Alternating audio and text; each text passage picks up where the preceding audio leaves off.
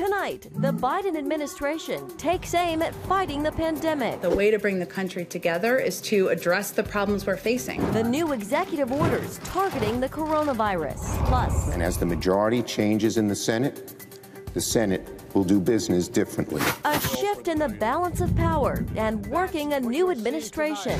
What's next for Congress? And the fight for religious freedom in Egypt. All this and more tonight on Faith Nation.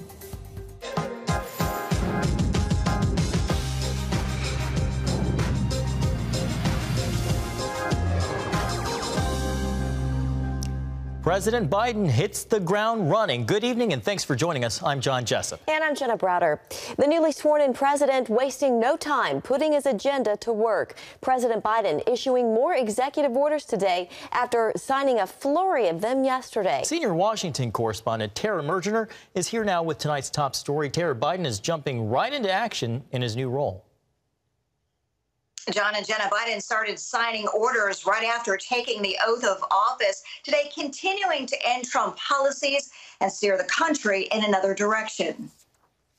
Topping the list, tackling the pandemic as the virus rages, 1 year after it was first discovered here in the U.S. Aiming for 100 million shots in the first 100 days in office by increasing distribution and opening up community vaccination centers. We'll move heaven and earth to get more people vaccinated for free and create more places for them to get vaccinated, to mobilize more medical teams to get shots in people's arms, and to increase vaccine supply and get it out the door as fast as possible. The new president, who started the morning at a virtual prayer service at Washington National Cathedral. We welcome President Biden and his family, Vice President Harris and her family. Is reversing course on many Trump policies. It's an incredibly broad scope of bold and aggressive actions, some of which are designed to roll back some of the most egregious actions of the Trump administration. Those rollbacks include immediately rejoining the World Health Organization. When you're dealing with a global pandemic, you have to have an international connectivity, and for us to not be in the WHO was very disconcerting to everybody. On Inauguration Day, signing a mask mandate for all federal lands and rejoining the Paris Climate Accord. The United States continues to be one of the world's largest emitters of greenhouse gases. Also undoing the so-called Muslim travel ban and canceling the Keystone XL pipeline permit. A move critics say will hurt American workers and further weaken an economy already reeling from COVID. The reality is regulations that are promulgated on the energy industry are going to increase those prices, which are going to have dramatic ripple effects throughout the economy, disproportionately impacting the lowest income families in America. Still, some of the biggest Biden initiatives need thumbs up from Congress, like the nearly $2 trillion second economic stimulus package. Now, one more thing Biden is focusing on is the issue of equality. A new executive order stops the federal government from discriminating against workers based on sexual orientation or gender identity. He's also expected to roll back a ban on transgender people from serving in the military. John and Jenna. All right, Senior Washington correspondent Tara Mergener. Thank you, Tara. Well, for the first time since 2014, Democrats have majority control of the Senate. Vice President Kamala Harris oversaw the swearing in of 3 new senators Wednesday, including her replacement, California's Alex Padilla, and 2 Georgia Democrats, Jon Ossoff and Raphael Warnock, whose Senate runoff races earlier this month tipped the balance of power. Do you solemnly swear that you will support and defend the Constitution of the United States against all enemies, foreign and domestic, that you will bear true faith and allegiance to the same? I do. Congratulations. The Senate now has 50 Republican senators and 50 Democrats, with Vice President Harris now the tie-breaking vote, giving Democrats majority rule. Well, the Biden White House says it's focused on passing a COVID relief package, not on impeaching now former President Trump. In her first press briefing, the new White House press secretary, Jen Psaki, said President Biden's focused on moving forward and will leave impeachment to Congress. For more on that, we turn now to Capitol Hill correspondent Abigail Robertson. And Abigail, in his inaugural speech, President Biden, he talked a lot about unity. How, though, is impeachment affecting that up on Capitol Hill?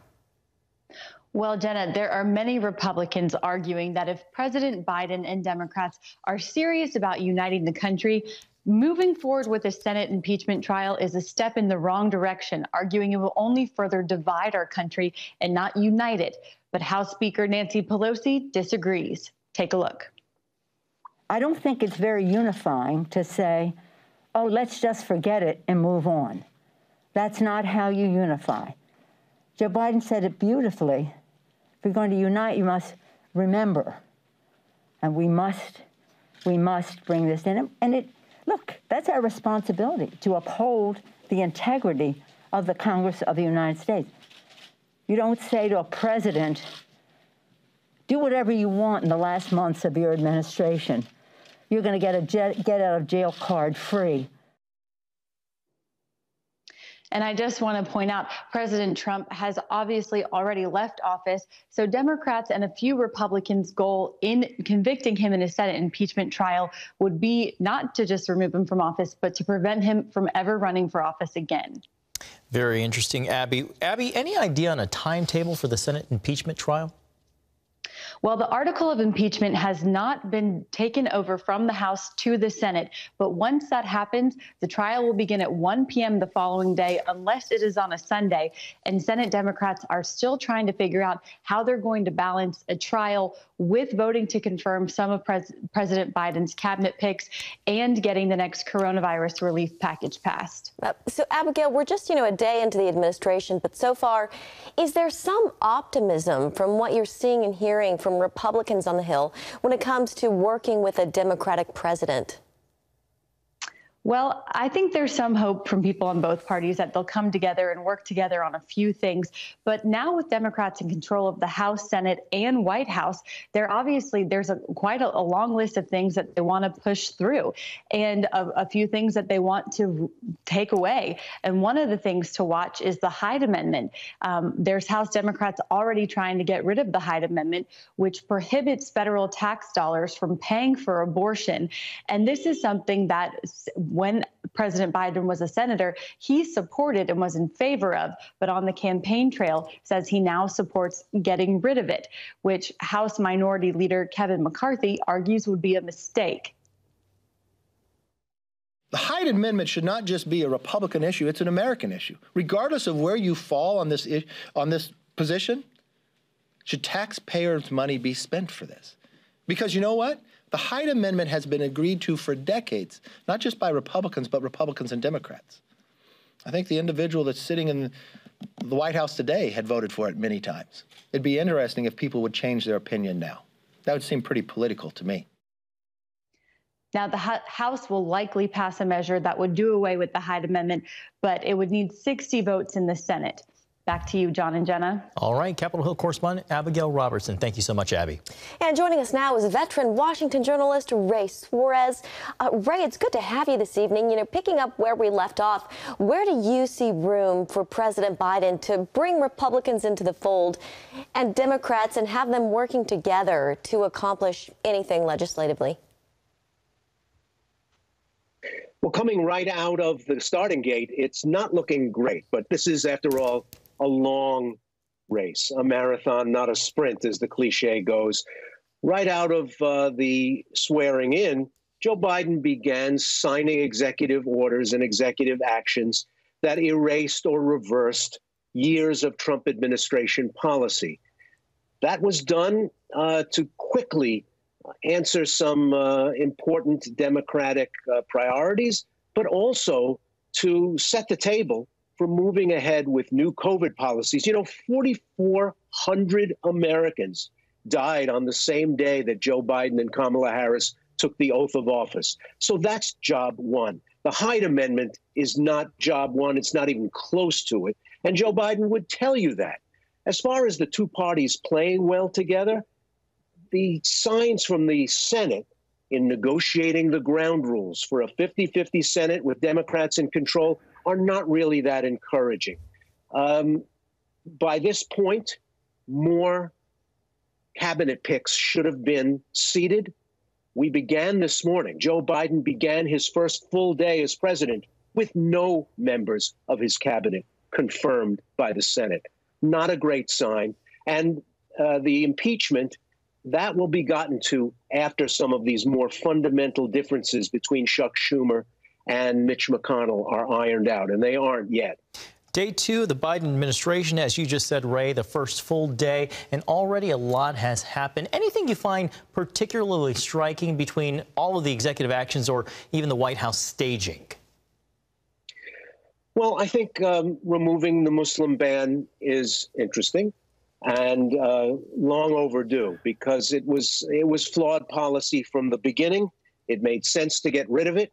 If you want to limit visits to the United States from state sponsors of terrorism, from countries that are the origin points for terrorists, that's one thing. That's never what this policy was about, and it's never what it accomplished. Some of the other orders, reversing and going back to Obama-era policy on gender discrimination and other civil rights matters, is an important signal as well. And we have to remember that a lot of these things are being done by executive action because Congress, House and Senate, has been paralyzed by division. So presidents have been given a lot of power, a lot of room for maneuver through executive action, because a lot of laws don't come out of the House and Senate. Yeah. These days, put a block on things came out of the House. And so we were legislating, ruling by executive order. Ray, Donald Trump, he continued the tradition, I think to a lot of people's surprise, by leaving a letter to Joe Biden on the Resolute desk. Joe Biden, he described the letter as generous. If there could be reconciliation between these two, does that maybe spell hope for the rest of the country? Well, yesterday morning, Donald Trump left town, the first president since 1869 not to attend the swearing in of his successor.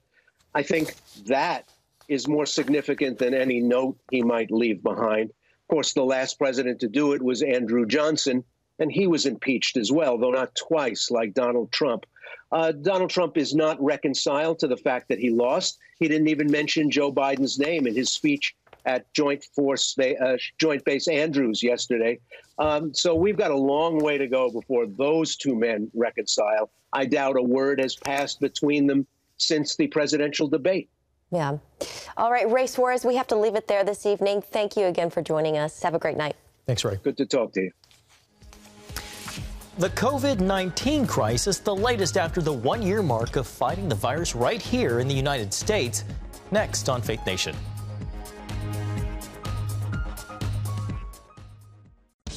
Introducing the CBN Bible from CBN.com. Now, an easier way to study the Bible and grow in your faith. Highlight your favorite verse. Read separate versions at a glance. Click and read a commentary. Or cross-reference your favorite verse using the Strong's Concordance. All the right tools to study the Bible, all in one place.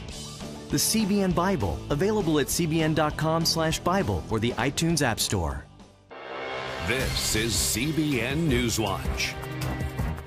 Thanks for joining us. Watch breaking news, exclusive stories and programs, credible news reporting. We show you what's happening in the world and how you can pray about it. This is CBN News Watch, because truth matters. Weekdays at 5 on the CBN News Channel.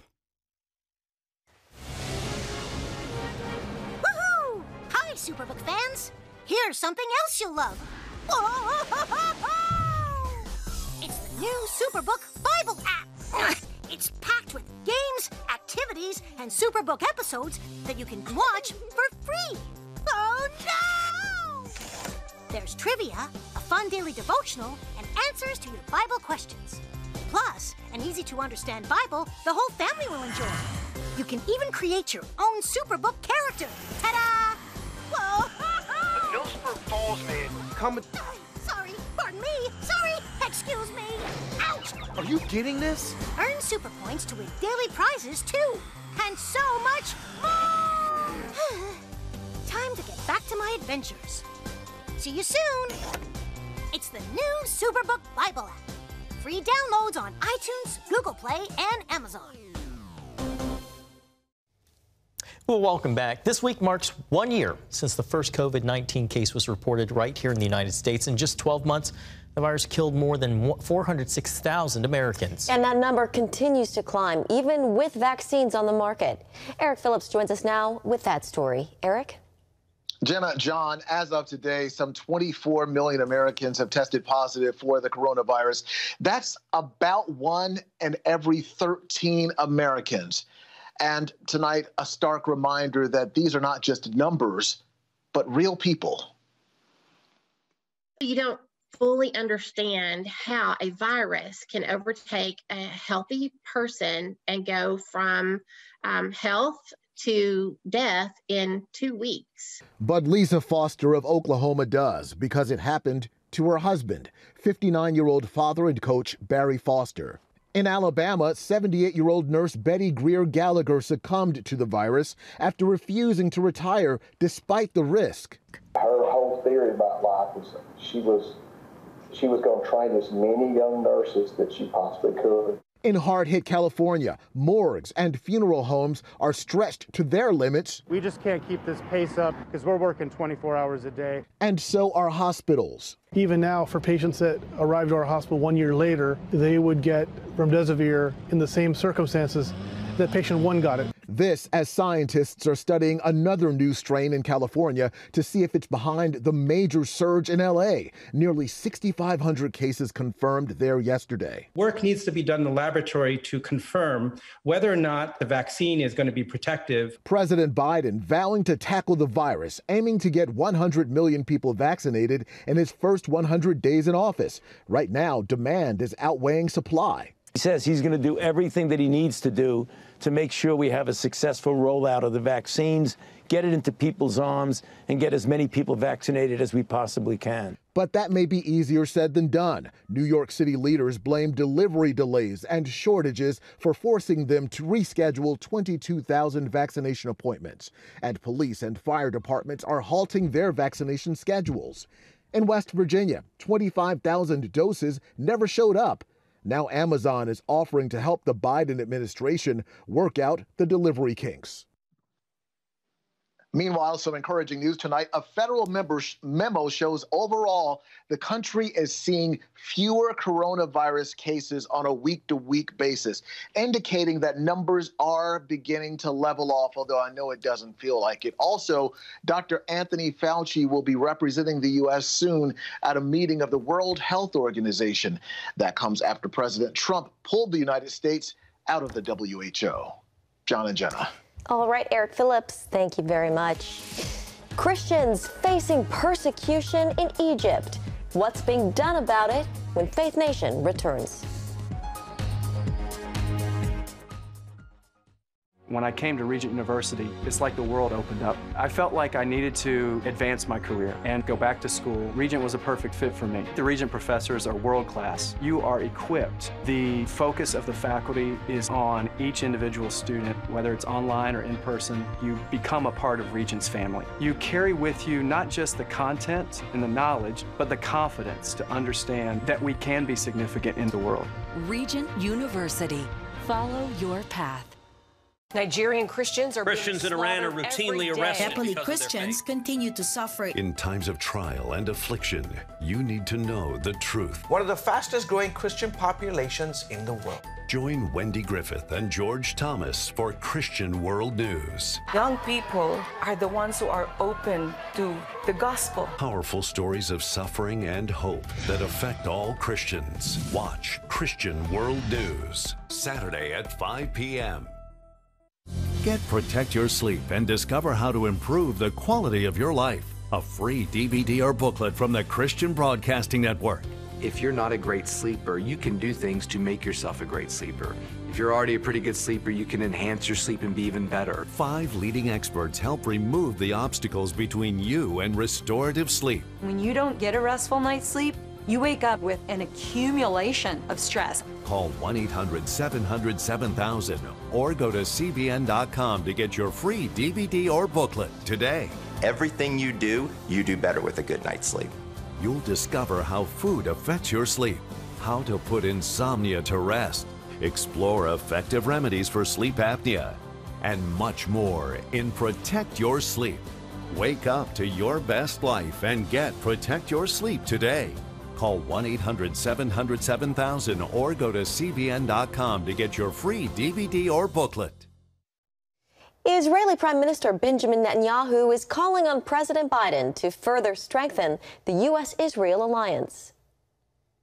I look forward to working with you to further strengthen the U.S.-Israel alliance, to continue expanding peace between Israel and the Arab world, and to confront common challenges, chief among them the threat posed by Iran. And Iran will likely be a point of contention between Netanyahu and the new administration. President Biden has pledged to rejoin the Iran nuclear deal. Under the agreement, Iran was to dismantle much of its nuclear program in exchange for billions of dollars worth of sanctions relief. President Trump removed the U.S. from the deal when he took office. Netanyahu is urging Biden not to re-enter it. Well, if you are a Coptic Christian living in certain parts of Egypt, it's not uncommon to find yourself on the receiving end of a Muslim mob. That's why a top religious watchdog recommends the United States put pressure on Egypt to ban discrimination from its laws and to use some of its American aid to reform Egypt's school curriculum. CBN's Jennifer Wishon has more.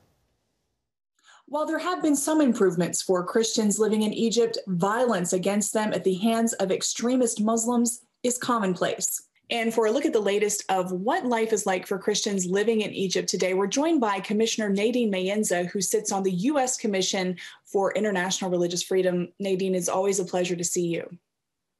Thank you. Thanks for having me. Give us a sense, what is life like for Christians living in Egypt today? So Egypt continues to be a difficult place for Christians because of the systematic and ongoing discrimination that exists there towards Christians.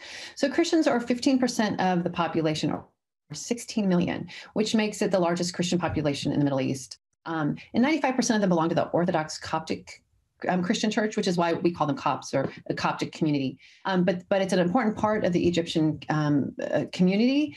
But it is a tough place for Christians at this moment in time because of the hostility towards Christians, especially in Minya and Upper Egypt, where there's been a lot of mob violence in the past few years.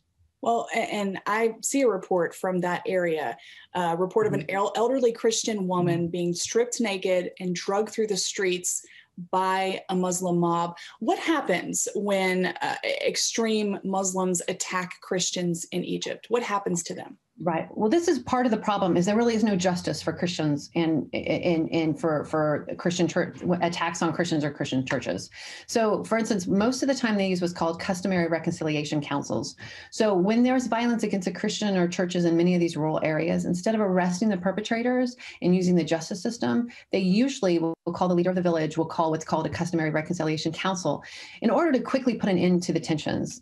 So what happens is each side admits to faults.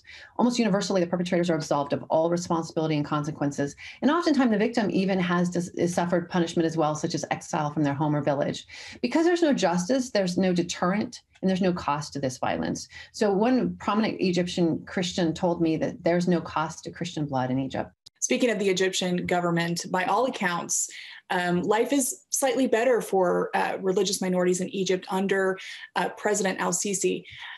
However, as you're pointing out, there are still a lot of problems that remain. What is the kind of systematic problem here within the government? President el-Sisi has said some really positive things about Christians. It's clear he has an affection towards the community, strong relationships in the community. And he has said some shocking things for a Muslim leader to say, like everyone should have a right to believe or not to believe. You know, Sisi has also announced that all new developments that are built should have both a mosque and a church. You know, so these aren't, these are significant things that he has said. But as you mentioned, the laws still don't favor Christians.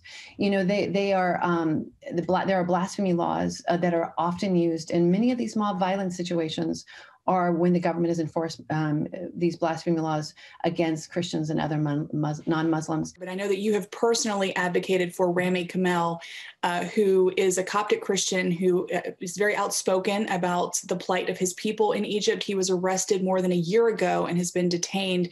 What is the latest on his situation? Well, it's a disturbing situation because he was arrested the day before he was expected to travel to Geneva to testify before the United Nations Forum on Minority Issues. So he, as you said, he's been held in detention. He actually hasn't been convicted of a crime, and he's been in solitary confinement with limited access to legal counsel. We've been told he's not had access to health care. He does have acute asthma, and we understand his health has not been good. And of course, there's a fear of him catching COVID. Commissioner Mayenza, thank you.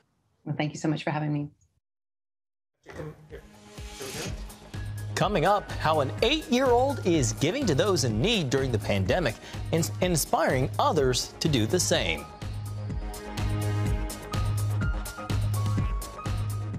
Christians around the world are standing with the Israelis. But why? In CBN's free magazine, Friends of Israel, you'll discover why Christians are supporting the Jewish state, how Israel is fulfilling prophecy as a light to the nations, and ways you can pray for the people of Israel.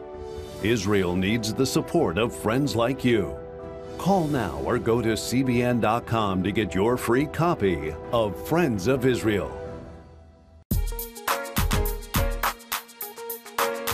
Heavenly Father, we do thank you for the work of your Spirit, Lord God, with this movement of getting the Bible, yes, Lord, into public schools.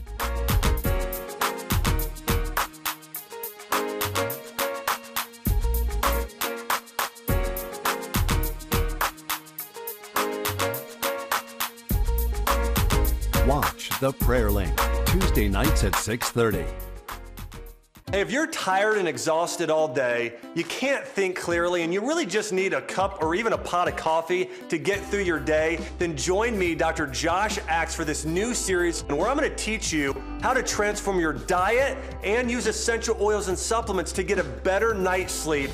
Protect your sleep and live your best life with innovative information from 5 leading sleep experts. If you're not a great sleeper, you can do things to make yourself a great sleeper. If you're already a pretty good sleeper, you can enhance your sleep and be even better. Discover a sleep-enhancing bedtime routine, how to put insomnia to rest, learn how to relieve pain that disturbs sleep, and much more in Protect Your Sleep. Everything you do better with a good night's sleep. Wake up to your best life. Call 1-800-700-7000 to get your free DVD or booklet of Protect Your Sleep today. Don't miss out on this brand new series. And finally tonight, a Maryland 8-year-old is showing people you're never too old to make a difference. That's right. Kavanaugh Bell was featured as a guest last night on President Biden's televised inaugural event, Celebrating America. He was asked to join the program because of his work serving those in need during this pandemic. I decided to make care packs to help elderly people in my community. And now I'm able to gather supplies to give to families across the country.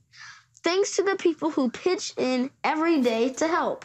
That's why love wins. Initially, Kavanaugh used his own Christmas and birthday savings to create his care packages. But as word spread of the good things he was doing, donations grew. Now he and his mom operate a food pantry called Love is Greater Than COVID-19. It's a kid with a big heart. Absolutely. Big heart. Well, thanks for watching. Have a great night.